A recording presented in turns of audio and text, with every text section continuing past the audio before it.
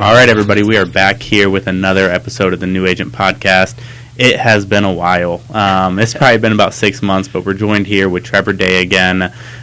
He's been on quite a few times.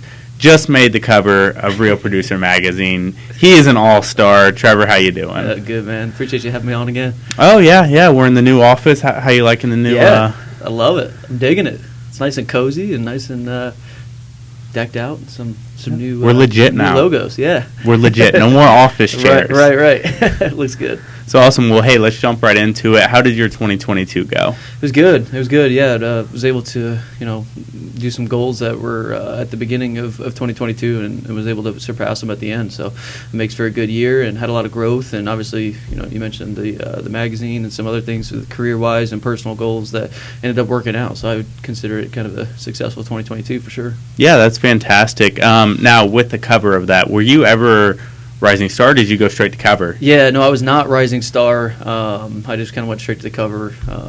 He's just got to like that. No. No, it was just a conversation that we had, and it ended up working out. I was actually initially going to be a Rising Star, and then they just kind of had further discussion about it and did the pictures and everything else, and just kind of so it happened that way. Dude, that's fantastic. Well, that's a huge congratulations from me. Appreciate it.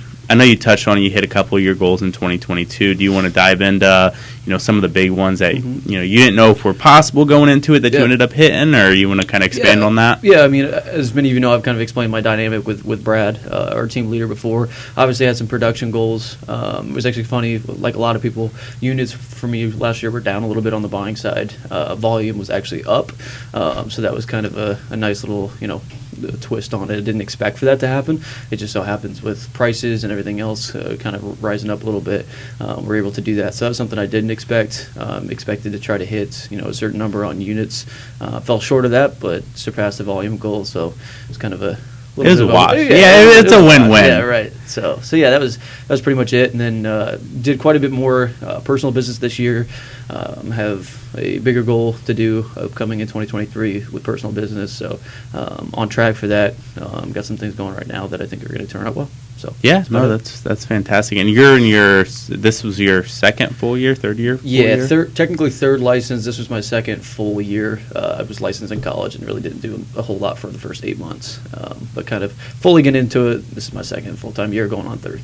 Hey, man, we're lasting longer than most agents. Yeah, I mean, the life cycle is normally like 80% or something drop out in the first 2 years. Yep, especially with this new market coming up with some changes here. I'm interested to see how that comes to play with some other new agents. And it's getting tougher, but still a lot of fun. Yeah, and I actually want to touch on that. For sure.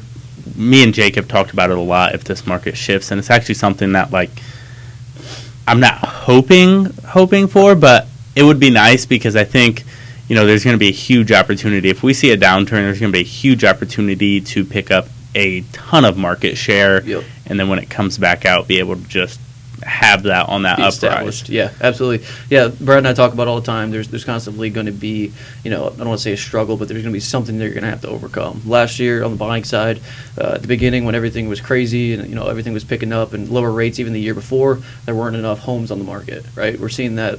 Inventory was low, and now we're kind of dealing with, maybe not as many buyers, but more homes that are hitting the market. So it's always going to be something that we have to kind of overcome and kind of switch our habits, from trying to show as many homes to trying to now call a bunch of people and just kind of shifting the habits and making sure you're staying on track for your goals. And there's always going to be something that's going to be tougher, but it's not all a cakewalk. But it's interesting to see inventory, and you do a great job of updating where that's at and everything like that. So it's starting to go up, and some buyers, of course, this time of year too, kind of chilling out a little bit, but I think they're going to start coming out of the woodwork here soon. Oh, I think so too. And I mean, right now you don't see, at least, a lot of people don't see the hard work payoff that you're putting in now, but come March, April, May, that's when these January, late December dials and meeting people and networking really come into play. And you always see that lag with the business. I saw it after I went on vacation, then I was slow for the next month, and I was like, God, this sucks. And then I was like, oh, I went on vacation. That's why. Yep, absolutely. But it's important to do that too, to get away a little bit, and then eventually the work does pay off, even if it's 6 months later. Yeah, and that was something big this year. I went on vacations this year, and then I was like, well, I did not hit my goals, but I had a fantastic time, and I think it's finding that balance between the two of working hard, making the money you want to make, but still enjoying your time and Yep. enjoying your life. Yep. All about lifestyle. That's what we say. If you don't want to do a certain amount of business, or you want to take a certain amount of vacations, you just got to have a balance to make sure you're not overworking yourself. And it's good to take vacations, even though it's hard, though. Yeah, and something, with this market, I kind of want to circle back. I feel like right now with buyers, and I don't know if you're feeling this too, but it feels like the outside presence of people talking to them is a lot greater than it was beforehand. Like, I feel like I've had a lot more buyers mention, like, oh, my friend's brother's dad said it's a bad time to buy. I actually had a buyer back out of a deal because of exactly that. So I know you work with a ton of buyers. Is that something that you're seeing as well? Yeah. They all kind of feed off each other, and everybody listens to the news and sees the reports that inventory's up or prices are going down in larger markets, the coasts and things like that. But yeah, definitely, it's somebody, as somebody that's in a position to, strictly, at least for Brad's business, deal with buyers. I'm definitely trying to kind of gauge everybody's opinions, and that is one of them where, some family member or somebody else in their ear, and they're just like, hey, it's not good time to buy. And I always try to ask the question, and that's one of the main things I talked about in the magazine that came out, was just staying curious, like asking the next question. Why are you putting it on pause? Like not in a way that obviously you want to shift it, but just gauging and actually knowing their thinking, so you can actually, if nothing else, use that as feedback for dialogue for another buyer as a reason why it still is a good time to buy. Just taking that conversation to the next level. Exactly. Like somebody, the rates are too high. Well, okay, when rates come back down, you're going to be competing more and paying more, and it's going to be harder to land a home when you could just refi, provided that you could afford it and comfortable with it, you could always refi. So just little things like that. Yeah, and I mean, something, to kind of bounce off that is when you're taking that conversation to the next level, that's something like, let's say, oh, well, my daughter had something happen, we're not going to be looking at next conversation. You can mention, hey, I know you mentioned your daughter, you guys are putting on hold, I hope everything's great with her, told me to reach back out, and then you instantly have that connection. They're like, oh, Trevor Day, I remember who Trevor is. Yeah, absolutely. Always important bringing in family ties or anything you can, just to make them feel comfortable and feel comfortable with you is the biggest thing. Yeah, no, I love it. So moving on to 2023 then. Mm-hmm. What do we got in the works for the Knoll team and for Trevor Day over there for 2023? Yeah, man, just kind of same old. We got some new production goals I'm going to be trying to hit. Like I said, growing the personal business a little bit too, just with kind of getting to the age where more people are starting to buy around me and things like that. It's kind of nice. I know you're right there with me. Some more buddies buying or things like that. Those are always fun, right? Because you get to help out. Recently I was helping out my one of my best friends' moms, so it was just kind of fun to show a couple homes there and just kind of having the full circle of being able to guide them through a big decision in their life, kind of just help them out as much as I can. Yeah, and I'd love to start diving into more family and friends, and hopefully will. A lot of my friends graduated college last year, so they're finally starting to get things rocking and rolling, and I'm like, okay, let's go. Yep, those are going to be the fun showings. Those are always good. All showings are fun, but those are extra special when you have a relationship with people that have been years on years, and being able to help them through a decision like that, it's a lot of fun. So yeah, and have you had any trouble, with people that I grew up with? I feel like, especially like my parents' friends and stuff like that. Have you had any problems with not earning their respect-ish? Because like they remember when you were like 10 years old running around. I mean, have you seen any of those problems? If so, like how do you overcome that or kind of jump over that barrier? Definitely, yeah. That was something I really saw when I was first getting into the business, and that's part of the reason why I kind of adapted into the role of buyer's agent for Brad, because I did that, and first of all, I love working close with Brad and doing all his buyers as well, but also getting the experience that I never would have gotten outside of that is something that kind of built a reputation that now I can flip over to my personal business and continue to work with both. But continue just to do that and have that reputation of, hey, we're able to help families. I have many more experiences on negotiations or things that have gone wrong that we can kind of navigate through and just kind of give them a boost of confidence. Like, hey, not necessarily I've helped this many people, but at the same time just knowing like, hey, I've been here before and my dialogue's stronger because of the people that have helped with Brad and everybody else. And without the buyer's agent position coming in and getting licensed at 20, I wouldn't have had that. So definitely thankful for that. And as I continue to do that, it's making the conversations for my personal business a little bit easier. Yeah, well, I feel like also like when you're going through those situations in that deal, when you can reference another time that you've done that, it immediately just eases a lot of their concerns because they're like, okay, he's got this, he's done this before. This is normal, we've seen this, everything like that. That's actually not a lie and just actually common. Like, hey, we've been here before, the team was just here last week, we had this situation happens. Definitely gives them a lot of comfort that knowing we're going to take care of the issue for them. Yeah, and I know I've mentioned this a million times on this podcast for any new agents out there. If you don't know an answer to a question, don't fake it till you make it. Right. Tell them, hey, I don't know this. Yep. And, I'll get back to you with it. I'll find out. Yep. And I've actually had buyers in our reviews on the McAfee Home Group page leave in there, like, Michael answered a ton of questions. If he ever didn't know anything, he didn't make something up. He went and got the answer and got back to us. It makes a huge difference, especially if you're young. You see this baby face. Yeah. Both of us, honestly. I can't, No, but you're exactly right. It's surrounding yourself, for all you new agents out there, surrounding yourself with people that know the answer, like Jake or like Brad, somebody that you can look up to and be close with, whether you're on a team or not, just getting to know people in general, having that person to be like, hey, I had this question, how can you help? And so having that relationship with somebody that you're able to look up to and get some questions answered is definitely, because they've been in the business long enough that they're going to give you a stronger answer than what you can if you go home and Google it. Yeah. And then also, just how to word things, like in conversations when you have that tough buyer, that tough seller, and like you got to walk on almost eggshells, but like you're like, hey, this deal is mutually releasing. We're going back on the market, and the market's worse. But it is what it is. But being able to navigate that, and Jake's been super helpful with that, being able to come up with the wording and like hit the pain point and then jump right off of it. What we're going to do to fix it. So half of what we do is building the right expectation. And so once you build those right expectations, the majority of it just comes with the job. And so that's one thing that Brad's taught me: just build the expectation correctly. They'll gain their trust, let them know, be real, but also just let them know that you can be relatable at the same time. And it usually ends up working out from there. 100%. So with goals in 2023, do we have any personal goals that you're working on that you'd like to share? Yeah, like as production-wise or just in general?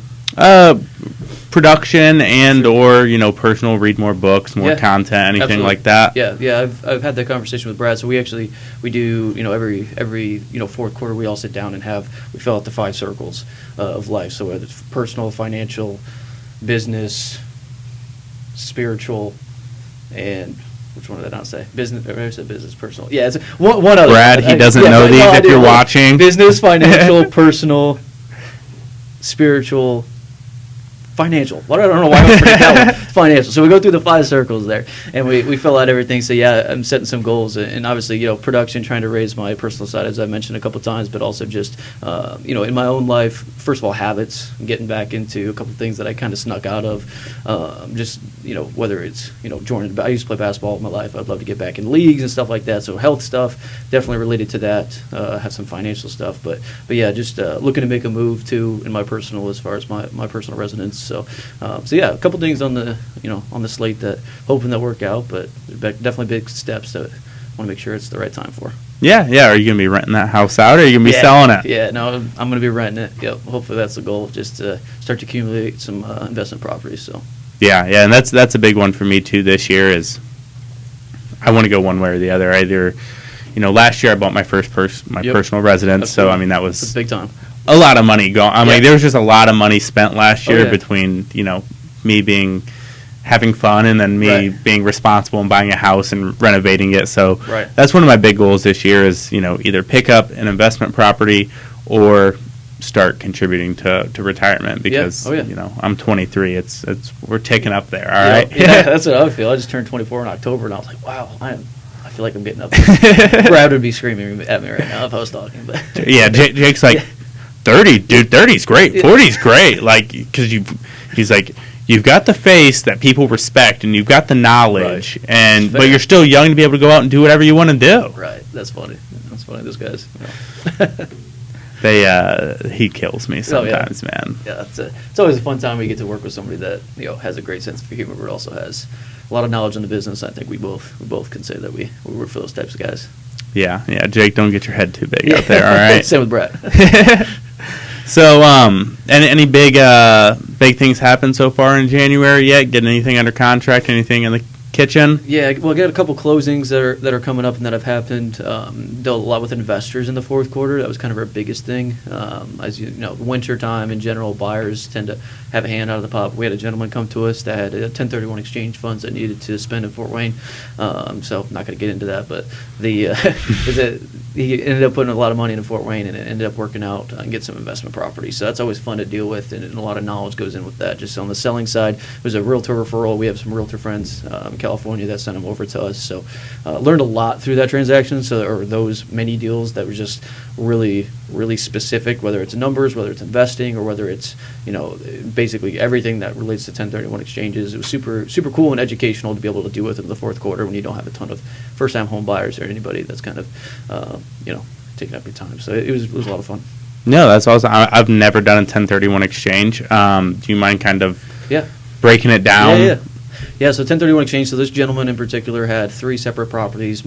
I think all of them were actually multifamily. So in California and San Diego, he actually ended up only selling 2 for a certain amount of money. So he came with cash and equity that he gained from the funds in California. And in order for them to be tax-free, he had a certain period of time he has to put that equity into another property. So usually you have about, I think it's 45 days to identify a property and then 180 days after that to close the property. So basically I had a time frame where we had to get him a total of 6 or 7 properties within a span of time. And there's a couple I was coming down the last few days, he needed 1 or 2, so it's kind of, there's some pressure involved, but at the same time we want to make sure he's making a good investment. Some of them needs cosmetic work and things like that, so you got to negotiate that, or he can use funds out of his pocket or something like that. But in order to basically keep investing his money with avoiding capital gains tax and taxes in general, to be able to put in other property, and they're going to cash flow a lot better. So running those numbers, that was a lot of experience too, knowing what is what NOI, cash flow, annual cash flow, what his down payment should be to leverage the most properties possible. So a lot of learning involved there, but it was a lot of fun. No, that's it's great knowledge, and it's a great thing to have. I think as a team we've done one or so I've got a rough understanding of them, but I've never actually done one. Yeah. If you don't mind sharing, what drew your investor to Fort Wayne? Just the fact that he could cash flow. So this is the cash flow, what he's going to cash flow, and this is something that we advertise to, being a part of Buffini and Company, that we just talk with and just network with people all across the nation. We have lots of friends and realtors, and it really helps, and it's really cool to see realtors working together, but for different reasons than putting a deal together. We always make the joke, we sell homes here. They're obviously going to have a lower price range than homes in California, but they do business there, but they play over here. So it's kind of fun to be able to just help them out and put money in Fort Wayne market, but it's just cash flow. You have somebody that has a $700,000 house over there that's 1,200 square feet, and that's renting, $1,695, $1,795 a month. When he or she can take those funds, like I mentioned, 1031, and put them over here, buy 2 properties with that equity that they have, and each one are renting for $1,795. It's just kind of something that they, we have Anthony on our team, who's a new member that I don't even think that you have met. Yeah, so well, I have to have him on the pod. Yeah, Anthony's our director of operations. He's got a huge investment background, and so he's been really big on educating me and a lot of our investors of putting spreadsheets together and letting them know what they could do here, which kind of draws them over here to actually make the move. Yeah, and they're like, oh wow, you can buy a house for that cheap, with that much square foot. Yeah. Oh my gosh. A multifamily for 200, a fourplex for 200. There's one listed for 209 that cash flows. Let's say $2,700 a month, something like that. Yeah, it's huge. But I mean, it was not believing the prices when I was initially, but it's all good. It's all good stuff.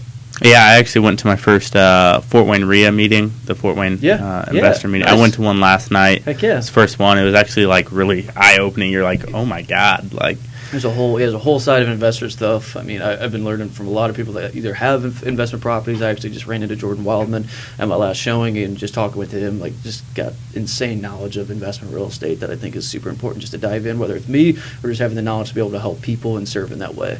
It's huge. Yep, and that was my biggest thing, and I'm planning on trying to start going once a month because they do those once a month meetings. Is if I don't decide to invest in real estate, then all I'm doing is helping my client base as well. Sure, absolutely. Because investors, I feel like, are one of the tricky ones to work with because there's a lot of people who are quote unquote real estate investors. Yeah. Oh yeah.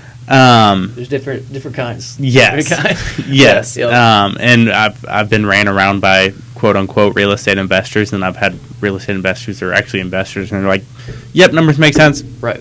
Here's a great offer," and then you got the other one that's like, "Well, let's go 50 grand below because I want a good deal. Right. And you're like, It's not quite the market for that. But, yeah, no, that's funny. Actually, 25% of the business on the buying side that Brad and I do is related to investors. Oh, wow. Yeah, so it's becoming a bigger number than it was initially, but I think that's really just because of the people that we put into place, like Anthony.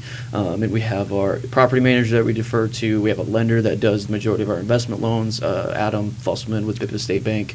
He's amazing, by the way. He did mine. Huge. Yeah, okay, cool. Yeah, he does all of our investment stuff. And then we have just all the pieces kind of put into place with Fred Orr, Capital Property Management. He does the majority of the property management and things like that. So they're kind of having everybody with buyer's agent, obviously, and David behind the scenes, and new member with him. We got an assistant transaction coordinator that works remote. So it's a lot of good things coming into play that kind of just help everything go a lot smoother. Yeah, I mean, it makes it nice when you get all those pieces built, and that's something we've been building at the McAfee Home Group, is trying to get all those different pieces in place, and I really feel like 2023 is going to be where we're going to be able to catch a lot more momentum. Mm-hmm. Back to the investor. Now, we've seen with interest rates a lot of people who are buying primary residence say, well, I want to hold off because of interest rates. What have you seen on the investor side? Are they keeping going, or are they slowing down? It's a little bit of both. I think every investor is at a different life stage. So this guy in particular that we had helped with in the fourth quarter, he obviously had a lot of cash on hand because of the closing. So that's kind of a one that may not come too often, but to answer your question, yes, there's a lot of people that are kind of tentative because the cash flow is going to be a lot less when rates are at 7%. So it used to be, we had somebody that actually bought 8 with us about a year and a half ago that has them all at I think it's around 3.5 to 4% interest rates, and they have 8 of them. So they are and now they're actually kind of dipping their toe back in for another one, kind of in their their rates, and the math goes a lot different, and so they came in at a really good time. But yeah, I mean, if your cash obviously doesn't really matter, you're gonna cash flow where you're gonna cash flow. But related to loans, yeah, there are some people that have kind of just pressed pause a little bit to let those rates come down, which I think they're going to eventually. Not sure too much on the investment side, but definitely down from what they were doing. Yeah, we were in the 8s there for a while. Yeah. Oh yeah. I mean, it was like a week or two. We were in the 8s, and then I think we're down around 6.5, 6.75. Yeah. Yep. And that's where it all depends, like down payment, everything too, to get that rate down, or you've been trying to negotiate for the seller to do that if it's been on the market for a little bit. So there's a lot going into play with that. But yeah, to answer your question, there's some investors that kind of taking a step back just to kind of wait it out. And again, a lot of the people that we're dealing with are realtors, so they're familiar with the market. However, they're in some bigger markets that are kind of moving a lot more. So obviously that's important for them because that's where they work and where their business is. But they don't. It hasn't quite gotten to that point over here yet. No. So it's important to be able to communicate that to them. Yeah, I think it's going to be one of those things that Fort Wayne isn't necessarily going to be isolated from a crash, but our price point's so low. Right. I mean, comparably to anything our size, our price point is still the cheapest option with the most amenities, in my opinion. Absolutely. So I feel like Fort Wayne's just a special market because, I hear the same things you do from people like, oh, Austin's market's crashing, or San Diego, or whoever else. Like all the big markets shift a lot quicker because they have an insane amount of appreciation per year that is rapidly slowing down. And we saw upwards of 10 to 15% this past couple of years. I think that's going to kind of go down to what we're used to seeing between that 6 to 8%. But yeah, no, I totally agree. They're not going as they're not shifting as quick. Yeah, and what really surprised me was it doesn't seem like the investment in downtown Fort Wayne has slowed down at all. No, yeah. I mean, it seems like they're almost doubling down on it and just going to keep throwing money at it, which I love. I mean, downtown's... Oh my gosh, it's erupted. I just visited Electric Works probably a couple weeks after it first opened, and that is crazy. Oh, dude. It doesn't feel like you're in Fort Wayne. You're like, oh my, where am I? Yeah, no, there's a building kind of very similar to it in Nashville that Brad and I were at, and I was like, this reminds me of that. Like, you get in there and you just walk back out, and you're like, oh, I forgot I'm in Fort Wayne. Yeah, you're like, this is where I'm at. But no, it's pretty sweet. I saw you guys were taking your team pictures there. It's a good spot to do it. Yeah, no, they turned out really good. Jake won't let us release them, so I mean, that's on him. Shots fired. Awesome. Do you have anything else to add? Any finishing thoughts about goals going into 2023? No, I mean, it's good to be back in here. Hopefully we can continue to do it and kind of catch up with each other on goals and what the market's doing. But it's going to be interesting. I think there's going to be a lot of education that's going to be put out this year. And now that we've kind of seen a little bit of a changing market and where it's going to be at the end of Q1, 2, and 3, and 4 just kind of know, what we're going to look back and say, oh, we were talking about this and we're not anymore, or, we weren't talking about it and now we are. So there's going to be some good education going on.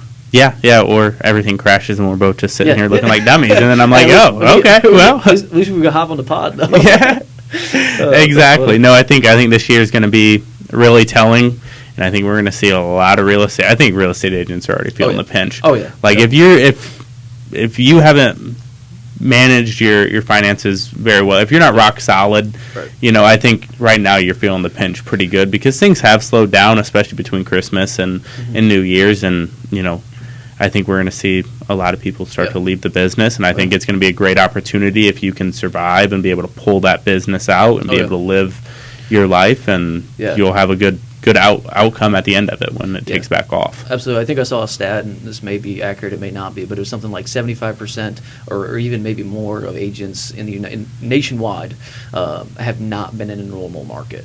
So have not been in a balanced market. So it's a scary thing, and that actually, that includes me. Yeah, it's 100% in this room. It's 100% in here. Yeah, but it's good to be with people, like I said, that have been, to build the right expectations to people and be able to have the dialogue down. But super interesting that many agents across the country have not been in a normal market. So I'm curious to see, like you said, how many either fall off or the skills that are now brought up when you have to work a little bit harder for some deals.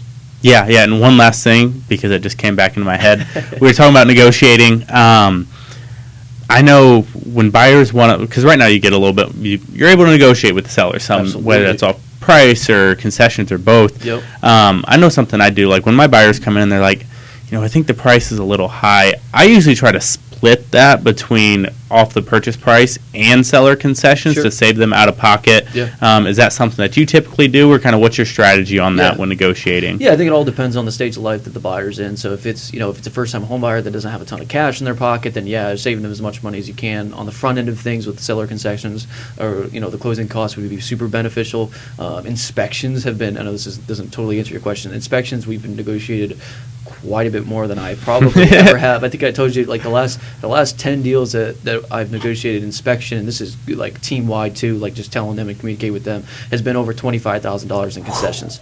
So that is something that I don't even know if I've negotiated $25,000 like up to this point.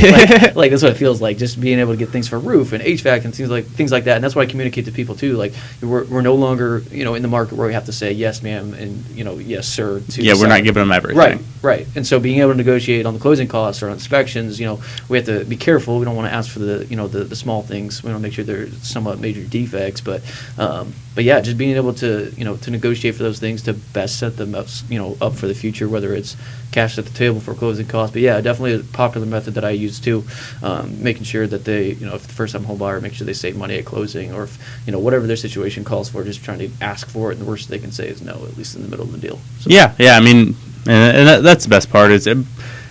But the worst thing they can say no is can sometimes be a dangerous statement, because then they're like, let's ask them for $30,000 for this, and I'm like $50,000 under. I'm like, okay, right. No, there's but expectations. Yeah, you don't want to make a seller mad, because I have had those sellers where we came in $60,000 under. Now, granted, that was part of me. Right. I was telling them, because the property had been listed for 5 years without a single price reduction. So I'm like, we could get this thing way under asking price. Oh my gosh. We came in. It was listed at $275. We came in at $215. Yeah. They countered back at $275. we came back at $260. They came back at $273, and we accepted $273. That's hilarious. But to be fair, the property had appreciated by that over those 5 years, because they started at $275. So by the time we got to it had appreciated to the level it needed to be at. So did it appraise? Oh yeah, it appraised. Okay. It was actually my parents' lake place on Hamilton. Yeah, so heck yeah. I mean, it was 60 feet of frontage, 3-bed, 2-bath on Hamilton for $275. So it was like it appreciated. It was nice. It worked out great. So. But I think other than that, that's going to wrap us up. So I appreciate you guys listening. And Trevor, it's always nice seeing you. Absolutely. Appreciate it. Thank you.